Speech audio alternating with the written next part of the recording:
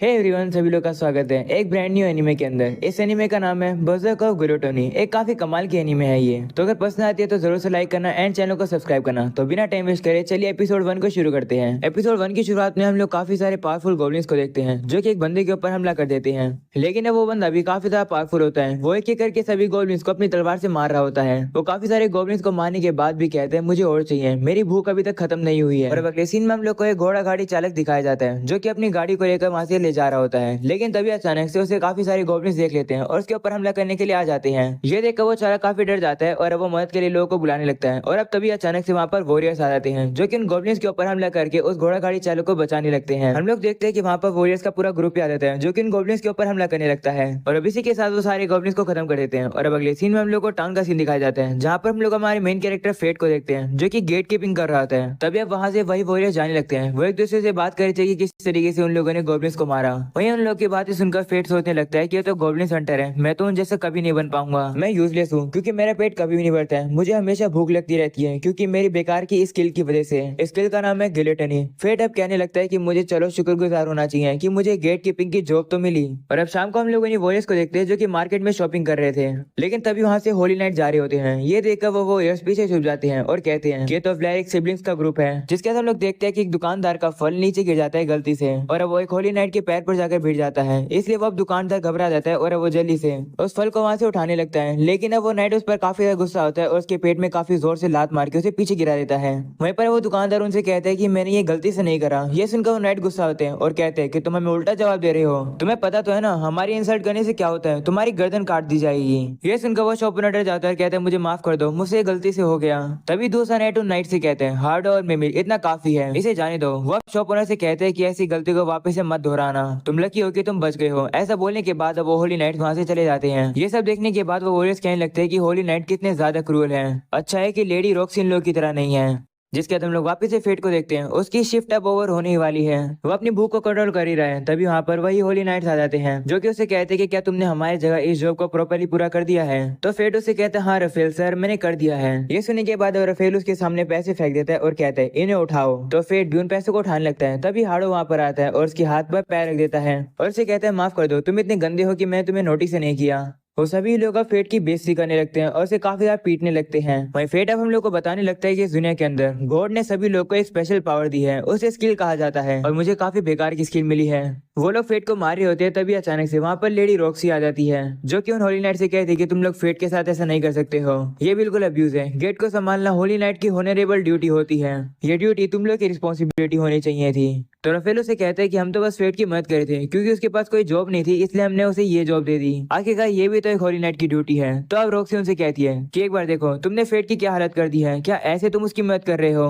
तो रफेल उसे कहते हैं हाँ ये हम लोग का तरीका है, अभी हम लोग यहाँ से जा रहे हैं। ऐसा बोलने के बाद अब वो तीनों वहाँ से चले जाते हैं। तभी रॉक्सी फेट के पास आती है और उसे कहती है कि क्या तुम ठीक हो। वो अपने हैंकी से फेट के सर को ढकने लगती है और उसे कहती है सीधे खड़े रहो, तुम्हारे यहाँ से खून निकल रहा है। वो उसके सारे खून को साफ कर देती है और अभी इसलिए फेट उसका शुक्रिया करता है। तो रॉक्सी उनसे कहती है कोई बात नहीं, ये होली नाइट की ड्यूटी होती है, ना कि उन तीनों की तरह जिन्होंने तुम्हें इतना घायल कर दिया। अब ये ड्यूटी तुम मुझे दे सकते हो। तो फेट भी उसे वो ड्यूटी दे देता है और अब रॉक्सी उसे कहती है कि अगर ऐसा तुम्हारे साथ फिर से हो तो प्लीज मुझे जरूर बताना। तो फेट कहते हैं नहीं कोई बात नहीं, मुझे तो बस इन सब चीजों की आदत हो गई है, मुझे अब यहाँ से चलना चाहिए। ऐसा बोलकर फेट वहाँ से चला जाता है। और अब अगले सीन में हम लोग फेट को देखते हैं जो कि एक रेस्टोरेंट में आके खाना खा रहा होता है।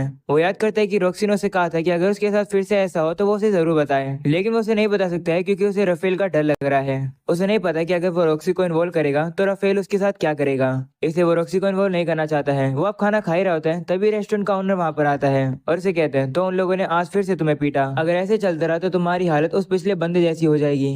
उस बंदे को उन लोगों ने काफी ज्यादा अब्यूज किया था, उससे काफी ज्यादा काम कराया था कि वो मर ही गया। फेट अब उसकी बात पर कोई भी रिप्लाई नहीं करता है। वो जल्दी से अपने खाने को खत्म करता है और पेमेंट करके वहाँ से चला जाता है। वहीं शॉप ओनर उसे कहते हैं मैं दुआ करता हूँ कि तुम्हारी हालत पिछले वाले बंदे जैसी ना हो। जिसके बाद लोग देखते हैं फेट को जो कि बाहर रहता है, उसे अभी भूख लग रही होती है क्योंकि उसके पास ग्लूटेन स्किल जो है। वो कहने लगता है काश मेरा भी जन्म एक अच्छी स्किल के साथ हुआ होता।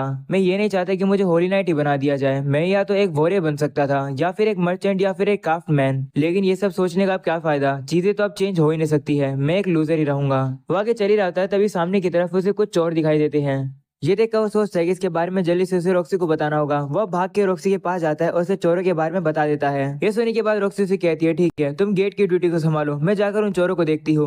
तो फेट कहता है ठीक है, अपना ख्याल रखना। जिस पर रॉक्सी उसे कहती है चिंता मत करो, मुझे अपनी स्किल्स पर पूरा भरोसा है। ऐसा बोलने के बाद अब रॉक्सी जल्दी से वहां से चली जाती है चोरों को पकड़ने के लिए। और अब थोड़ी देर तो फेट को लड़ने की आवाज आती रहती है, लेकिन तभी आवाज रुक जाती है। तब उसे लगने लगता है कि बैटल रुक गई है। तभी अचानक से एक चोर उसी रास्ते से बाहर आ रहा होता है, लेकिन वो घायल होता है। उसे देखकर फेट डर जाता है और वो वहां से भागने लगता है, लेकिन तभी वो वहीं रुक जाता है और कहता है कि लेडी रॉक्सी ने मुझे भरोसा करके ये जॉब दी है। अगर मैं यहाँ से भाग जाऊंगा तो उनके लिए प्रॉब्लम हो जाएगी। मैं इस चोर को यहाँ से नहीं जाने दे सकता हूँ। ऐसा बोलने के बाद अब फेट रेडी हो जाता है उस भाले को लेकर उस चोर से लड़ने के लिए। वो चोर अब जैसे उसकी तरफ आता है वो भाले को उसके ऊपर मार देता है और उस चोर को वो खत्म कर देता है। तभी अचानक से फेट की जो ग्लूटेन स्किल है वो एक्टिवेट हो जाती है, जिससे कि उसके स्टैट इंक्रीज हो जाते हैं और अब उसे स्किल आइडेंटिफाई और टेलीपैथी की स्किल मिल जाती है। ये सब सुनने के बाद अब फेट थोड़ा सा कंफ्यूज रहता है और कहते हैं कि मेरी ग्लूटेन स्किल एक्टिवेट हो गई, आखिरकार अब ये भी क्या हुआ। तभी वहाँ पर रॉक्सी आ जाती है और अब उस मरे चोर को देखकर अब फेट से कहती है कि क्या तुम ठीक हो। वहीं पर फेट रॉक्सी की मन की बात सुन पा रहा होता है। वो अपने मन में फेट की चिंता कहती है क्योंकि फेट की हालत थोड़ी खराब लग रही थी। फेट अब ये सुनकर सोचने लगता है कि आखिरकार मैं रॉक्सी के अंदर की आवाज कैसे सुन पा रहा हूँ। वह उसे कहता है कि मैं ठीक हूँ। ये सुनकर रॉक्सी वापस अपने मन में कहती है, सुनकर काफी रिलीफ फील हुआ। तो फेट वापस सोचने लगता है कि मैं रॉक्सी के मन की बात कैसे सुन पा रहा हूँ, जिसके रॉक्सी उसे कहती है कि मुझे इन सब के बारे में अपने सुपीरियर्स को रिपोर्ट देनी होगी। फेट अब नोटिस करता है कि रॉक्सी की मन की बात अब नहीं सुन पा रहा है, जिसके बाद वो रॉक्सी से कहता है कि इस चोर को और बाकी चोर को मारने के जितने भी क्रेडिट है वो आप अपने पास रख लेना, किसी को भी इसके बारे में मत बताना। अगर रफेल को पता चल गया तो मेरे लिए प्रॉब्लम हो जाएगी। साथ में सोचता है कि इस चीज में रॉक्सी भी इन्वॉल्व हो जाएगी तो अच्छा ये रहेगा कि किसी को भी इसके बारे में ना पता चले। तो रॉक्सी उसे कहती है ठीक है मैं समझ गई, लेकिन तुम्हारे बिना मैं अपनी ड्यूटी पूरी नहीं कर पाती। इस शुक्रिया के तौर पर क्या तुम हार्ट फैमिली यानी मेरी फैमिली के लिए काम करना चाहोगे? तुम करना चाहोगे है ना? क्योंकि अगर तुम वेलेक्स को सर्व करते जाओगे तो तुम मारे जाओगे एक दिन। ये डिसीजन तुम्हारा है, तुम्हें उन लोगों की चिंता करने की जरूरत नहीं है, तो अपना डिसीजन लो। ये सुनकर फिर सोचने लगता है कि उसे अपना कौन सा फ्यूचर चुनना चाहिए। एक ऐसा फ्यूचर जहाँ पर उसे कूड़े की तरह ट्रीट किया जाए, या फिर एक ऐसा ब्राइट फ्यूचर जहाँ पर वो लेडी रॉक्सी के लिए काम करे। वही फेड उसे कहते हैं अगर मैं इस काम को छोड़ूंगा तो किसी और को पूरा करना होगा ये काम। तो रॉक्सी कहती हाँ वो तो है, लेकिन उसमें तुम्हारी रिस्पॉन्सिबिलिटी कोई भी नहीं रहेगी, और वैसे भी गेट को डिफेंड करना एक होली नाइट की ड्यूटी होती है। तब फेड सोचते हैं अगर लेडी रॉक्सी को ऐसा लगता है तो इसका मतलब ये सच ही होगा। वो उसे कहते हैं ठीक है मैं आपके लिए काम करूंगा, मेरे लिए काफी ऑनर की बात है। यह सुनकर रॉक्सी काफी खुश होती है और कहती है ये तो काफी कमाल की बात है। जिसके बाद अब फेट अपने घर पर आते हैं और वो ये देखकर हैरान है कि इसके जो स्टैट है वो ट्रिपल डिजिट में हो गए हैं। वो सोचने लगता है कि आखिरकार ये सब हुआ कैसे और उसकी आइडेंटिटी और टेलीपैथी स्किल वो क्या है। तभी उसे याद आता है कि वो रॉक्सी की मन की बात सुन पा रहा था, तो इसका मतलब कहीं वही तो टेलीपैथी स्किल नहीं थी। और ये सब उसके साथ तब हो रहा था जब उसकी ग्लूटेनी एक्टिवेट हो गई थी। वो कहने लगता है कि आखिरकार मेरी बॉडी के साथ क्या हो रहा है, लेकिन अगर मेरे पास ऐसे स्टैट रहेंगे तो शायद से इमोशंस को हरा सकता हूँ। और अब अगले दिन हम लोग देखते हैं कि वो एक दुकान पे एक तलवार खरीदने के लिए आता है। तभी उस शॉप का ओनर वहां पर आता है और उसे कहता है कि तुम्हें कैसी सोच चाहिए और तुम्हारा बजट कितना है। तो फिर उसे थोड़े से पैसे दिखाकर कहते हैं कि मेरा बजट सिर्फ इतना ही है। ये देखकर वो शॉप ओनर कहता है कि तुम तो गरीब हो, तुम इससे ये वेपन्स नहीं खरीद पाओगे। ये सुनकर फेट काफी दुखी होता है क्योंकि रॉयल कैपिटल में आने के 5 साल बाद वो सिर्फ इतने ही पैसे इकट्ठा कर पाया है। तभी वो दुकानदार उसे कुछ और वेपन दिखाता है और कहते हैं कि तुम इतने पैसे से सिर्फ ये बेकार के वेपन खरीद सकते हो। तो फेट के पास और कोई भी चॉइस नहीं होती है। वो सोचते हैं कि कुछ ना होने से कुछ तो बेहतर है। वो काफी सारी तलवार को बाहर निकालकर अब अपनी स्किल से देखने लगता है कि कौन सी तलवार अच्छी है। उसे पता चलता है कि यहाँ पर जितनी भी ज्यादातर तलवार है वो तो बेकार है, लेकिन तभी उसे काले कलर की तलवार दिखती है जो कि थोड़ी सी पुरानी लग रही होती है। उसे देखकर फेट कहते हैं कि ये तलवार तो बिल्कुल उसी की तरह है, इसे मेरी तरह कूड़े की तरह ट्रीट किया गया है। तभी अचानक से स्वॉर्ड में से आवाज आती है हेलो। ये देखकर फेट शॉक हो जाता है कि ये तलवार तो बात कर रही है। वह अपने उसके ऊपर आइडेंटिफाई स्किल का यूज करता है। उसे पता चलता है कि इसका नाम ग्रीड है और ये एक 1 हैंडेड स्वॉर्ड है। तभी स्वॉर्ड उसे कहती है ग्लूटनी तुम मुझे खरीद लो, तुम्हारा काफी ज्यादा फायदा होगा। ये सुनकर फेट उसे कहते हैं कि तुम्हें मेरे स्किल के बारे में कैसे पता। तो ग्रीड उसे कहते हैं क्योंकि तुम्हारे और मेरे बीच में काफी कुछ कॉमन है। तो फेट भी थोड़ा सोचता है और वो इस तलवार को खरीद के वहां से चला जाता है। जिसके बाद हम लोग मिमिल को देखते हैं जो कि रफेल से कहती है कि क्या तुमने र्यूमर सुने कि रॉक्सी फेट को अपने अंडर में लेना चाहती है, वो भी बिना हमसे पूछे। चल हम लोग चल कर उसे कुछ सबक सिखाते हैं। तो रफेल कहते हैं नहीं रहने दो, हम लोग फेट की जगह और किसी को भी ले सकते हैं, हम लोग फालतू में ट्रबल क्यों ही ले। तो मिमिल उसे कहती है क्या तुम्हें याद नहीं है कि रॉक्सी हमारे काम करने के तरीके पर भी कंप्लेन कर रही थी। जिस पर रफेल कहते हैं कि हार्ट और वेलरिक फैमिली 5 ग्रेट फैमिली में से एक है जो कि किंगडम को सपोर्ट करते हैं, अब कंप्लेन करने का कोई भी पॉइंट नहीं है। रफेल अब खड़ा होता है और कहता है अब समय हो गया है, मुझे मिलिट्री डिस्ट्रिक्ट में जाना है। ये सुनकर मिमिल उससे कहती है, तुम वापिस से जा रहे हो, आखिरकार तुम वहाँ पर क्या स्टडी करते हो? तो राफेल कहता है, मैं वहाँ पर ये सीख रहा हूँ कि आखिरकार इमोर्टल कैसे बना जाता है। तो मिमिल हंसने लगती है और कहती है, इस तरीके से मजाक करना बंद करो। जिसके बाद अब राफेल वहाँ से चला जाता है, जिसके बाद हम लोग फेट को देखते हैं जो कि एक खुले से मैदान में आ जाता है अपनी तलवार को लेकर। तभी तलवार उसे बताती है कि वो लोग आ रहे हैं और तभी हम लोग देखते हैं कि गॉब्लिन उसके ऊपर हमला करता है। फेट भी डर जाता है और जल्दी से उसे मार देता है, जिसकी वजह से उसकी ग्लूटन स्किल एक्टिवेट हो जाती है और उसकी स्टैट इंक्रीज हो जाती है और उसे एक न्यू स्किल मिलती है जो कि होती है स्किल स्ट्रेंथ बूस्ट। तभी अचानक से वहाँ पर और भी काफी सारी गॉब्लिन्स आ जाती हैं। तब स्वॉर्ड यानी ग्रेट फेट को बताता है कि जब भी तुम्हें एक गॉब्लिन दिखे समझ जाना कि आसपास 100 और गॉब्लिन हैं। और अब काफी सारे ही गॉब्लिन्स आकर अब फेट के ऊपर हमला करने लगते हैं। वहीं पर फेट भी अपनी तलवार से उन सभी को हराते रहते हैं, जिसकी वजह से बार बार उसकी ग्लूटन स्किल एक्टिवेट होती रहती है। और अब बैटल खत्म होने के बाद वो देखता है कि उसे काफी सारी न्यू स्किल्स मिल गई हैं, जिसके ग्रेट फेट से कहते हैं, अब तुमने नोटिस किया होगा कि तुम्हारा पेट अब भर गया है, तुम्हें भूख नहीं लग रही है। तो फेट कहते हैं, हाँ तुमने सही कहा, आज मेरा पेट बिल्कुल भी नहीं गुड़गुड़ाया है, ऐसा मेरे साथ कभी भी नहीं हुआ है। मुझे लगा था कि जिस स्किल के साथ तुम बोर्न होते हो वही स्किल तुम्हारे पास हमेशा रहती है, लेकिन मुझे तो काफी सारी स्किल्स मिल गई। तो ग्रेडो से कहते हैं, इसके लिए तुम्हें अपनी ग्लूटन स्किल का शुक्रिया करना चाहिए।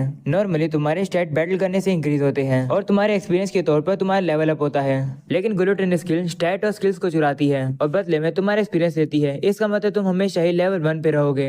ये सुनने के बाद फेटू से कहते हैं कि तुम्हें इन सब के बारे में कैसे पता? जिस पर ग्रेड कहता है कि क्योंकि हम दोनों की एक ही जैसी कंडीशन है। तभी हम लोग देखते हैं कि वहाँ पर काफी सारे वॉरियर्स आ रहे होते हैं। तो ग्रेड फेट से कहते हैं कि तुम्हारे ग्लूटन स्किल के बारे में लोगों को नहीं पता चलना चाहिए, क्योंकि एक ऐसी स्किल है जो कि डिवाइन लॉ को डिफाई करती है। ये सुनकर फेट शॉक होता है और सोचता है, तो इसका मतलब बेहतर यही रहेगा कि मैं अकेले ही लड़ूं। जिस पर गेडो से कहते हैं, लेकिन मैं तो तुम्हारे साथ हूँ, क्योंकि तुम मुझे विल्ड करे हो, अब तुम अकेले नहीं हो, अब से तुम मेरे मास्टर हो।